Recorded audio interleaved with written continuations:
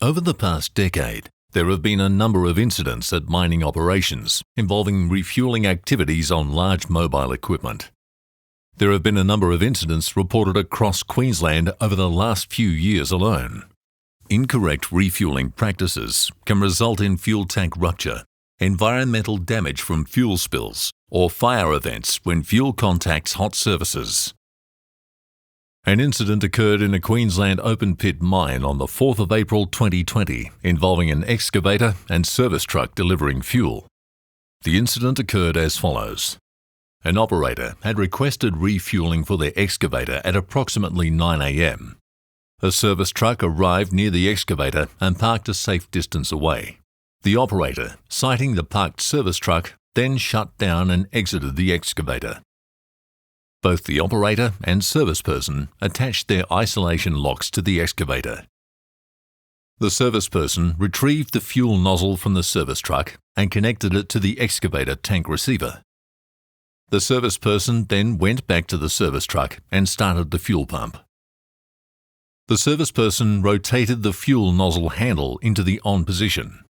Through the incident investigation, it was uncovered that the common practice exists for personnel to manually retain the nozzle in the on position, either by hand or by using implements to lock the handle in place. The service person was then positioned away from the fuel nozzle while the tank filled with diesel. As the fuel level rose, it reached the float valve, which obstructed the air venting from the tank. With the tank vent closed, the pressure within the tank rose sharply. Normally, in pressurized refueling systems, pressure buildup would automatically shut off the fuel nozzle by pushing the rotating T-handle back into the off position. Not, however, while the manual override held the handle in place. The fuel continued to pump into the tank, further building pressure.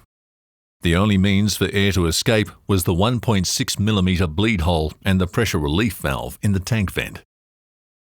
Note that this pressure relief valve cracks at approximately 16 psi and should not come into play during normal refueling operations. With the air displaced from the tank, the fuel attempted to escape from the same tank vent. However, the fuel cannot be displaced at the same rate. It is only designed for air, not fuel. The pressure within the tank increased further. The retaining tang underneath the fuel cap deformed due to the pressure, which subsequently caused a bulge in the fuel cap. The O-ring in the fuel cap had then burst, which caused the fuel to spill out on top of the tank, in addition to the fuel spilling out of the overflow hose. As the fuel spilled out of the fuel cap at the top of the tank and the overflow hose, the operator and engine bay were covered with diesel. Due to the heat within the engine bay, the diesel ignited. The service person noticed both the fire and fuel spillage and ran back to shut it off. The operator then ran to the excavator cabin to activate the fire suppression system.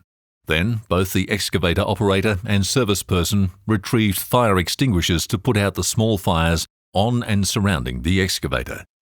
The emergency protocol was activated and personnel were notified of the incident. While several factors may have contributed to this outcome, the primary cause would be attributed to the presence of a manual override on the automatic fuel shutoff system. This is believed to be from a lack of technical knowledge of the safety controls present in pressurized refueling systems. After investigating the primary incident and other possible refueling scenarios, the following key lessons were discovered. Never tie off or manually hold the automatic fuel nozzle shutoff, as pressurized fuel systems rely on back pressure to switch off the nozzle. Where nozzles are unable to switch off as designed, fuel spillage or tank rupture can occur. Always ensure that the fuel delivery components and the fuel receiving components match, including component manufacturers and settings. Unique mobile plant requirements must also be considered, such as fuel tank size and location of the receiver. Always ensure that any personnel undertaking fast fill refueling activities are aware of the technical specifics of all fuel delivery components, that they understand the hazards and the function of critical safety controls. Whenever it is noticed that the fuel nozzle shuts off prematurely or if fuel is leaking from the overflow hose, always contact maintenance to rectify the issue. Do not utilize any workarounds. The consequences of doing so could result in significant safety incidents and loss of equipment.